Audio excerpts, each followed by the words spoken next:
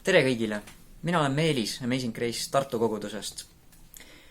Täna on suur reede, päev, mil umbes 2000 aastat tagasi Jeesus suri risti peal piinarikast surma sinu ja minu eest, kogu inimkonna eest, et maksta meie pattude eest.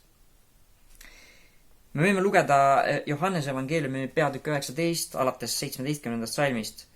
Nad võtsid nüüd Jeesuse ja ta läks välja, kandes ise oma risti, pealuu asemeks hüütud paika, mida heebrea keeles kutsutakse Golgataks. Seal nad lõid risti tema ja temaga koos 2 muud surma mõistetut, teine teisele poole, aga Jeesuse keskele.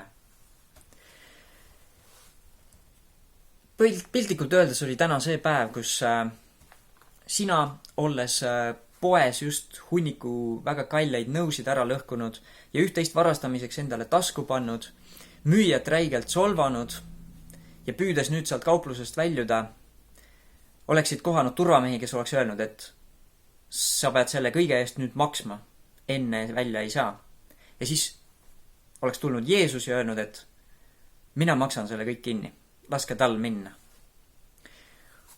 Ainult, et Jeesus ei viibutanud ainult pangakaarti, vaid pidi taluma väga-väga ränki füüsilisi ja vaimseid piinasid. Sa võid piiblist lugeda, kuidas Jeesust piitsutati, talle sülitati näkku, talle anti vee asemel äädikat juua, kui tal oli tohutu janu. Teda kisti kogu rahva ees alasti ja teda kinnitati jämedate naeltega risti külge, lüües need naelad läbi käte ja jalgade.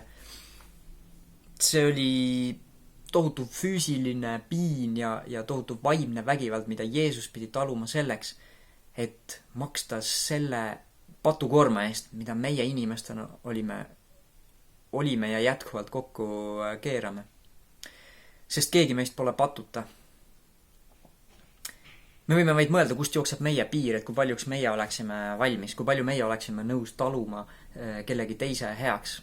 Aga Jeesus vabatahtlikult läks surma selleks, et meie patud oleksid Jumala ees ära pestud. Ja me võime täna tunda seda isiklikku tänu Jeesuse vastu. Et selle eest, et ta just meie pattude süü kandis ära sinna risti peale. Ja kui sa ei ole veel Jeesust oma ellu vastu võtnud, siis ma tahan sind julgustada, täna on väga hea päev selleks, et võtta Jeesus oma ellu vastu ja anda oma patud temaga sinna risti peale kaasa.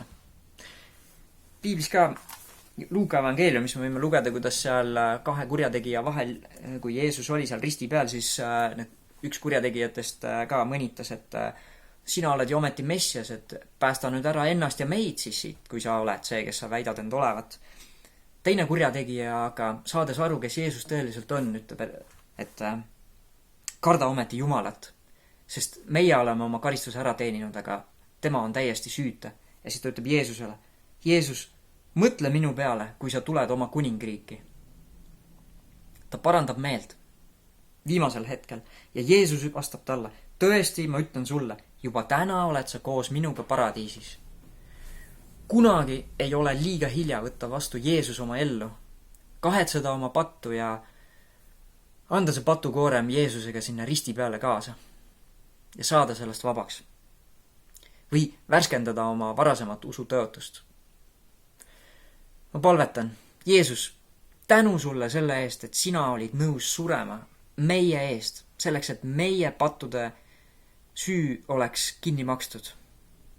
Et see patukoorem oleks ära pestud. Jeesus, ma palun, et igaüks, kes praegu vaatab ja igatseb sind oma ellu, et sa tuleksid tema ellu praegu ja muudaksid seda elu. Issand Jeesus, me kahetseme oma pattu ja me parandame meelt ja me palume, et sina peseksid meie süü ära. Jeesuse Kristuse nimel. Aamen.